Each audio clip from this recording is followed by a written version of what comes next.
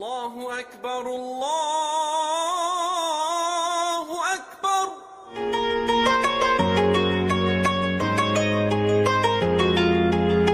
Bagi sebagian masyarakat Indonesia mungkin sudah tak asing lagi dengan kata wakaf. Berasal dari bahasa Arab al-waqfu, yang artinya menahan dan berhenti. Apabila kata tersebut dihubungkan dengan harta seperti tanah, maka harta wakaf yang sudah diwakafkan pemiliknya dilarang dipindah tangan dalam bentuk apapun. Wakaf menjadi salah satu bentuk ibadah sedekah jariyah yang pahalanya terus mengalir sehingga kerap kali diamalkan oleh sebagian masyarakat muslim Indonesia.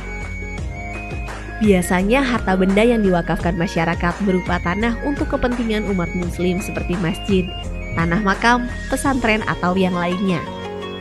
Karena bersangkutan dengan tanah, pemerintah memberikan peraturan khusus terkait ibadah wakaf yang tercantum dalam Undang-Undang Nomor 41 Tahun 2004 tentang wakaf. Meskipun pada dasarnya wakaf adalah urusan agama, namun pada praktiknya juga diperlukan untuk diatur dalam hukum negara.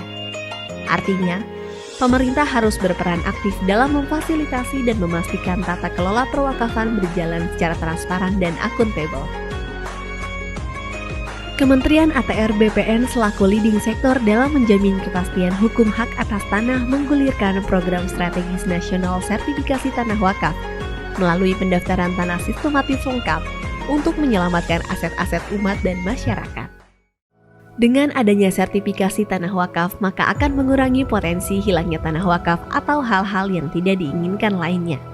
Melalui sertifikasi ini diharapkan aset-aset wakaf terjaga legalitasnya dan memudahkan dalam pengelolaannya. Kementerian ATR BPN sampai dengan tahun 2022 telah menerbitkan sertifikat wakaf sebanyak 194.066 bidang. Untuk mempermudah proses sertifikasi tanah wakaf, Kementerian ATR BPN telah menerbitkan aturan terkait pendaftaran tanah wakaf melalui Peraturan Menteri ATR Kepala BPN Nomor 2 Tahun 2017 tentang tata cara pendaftaran tanah wakaf di Kementerian ATR BPN.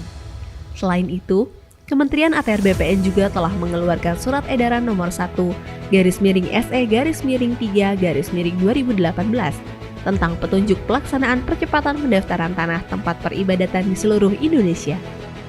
Kementerian ATR BPN juga terus berkoordinasi dan membangun kerjasama dengan Kementerian Agama dan berbagai organisasi atau badan atau kelembagaan keagamaan yang ada di Indonesia.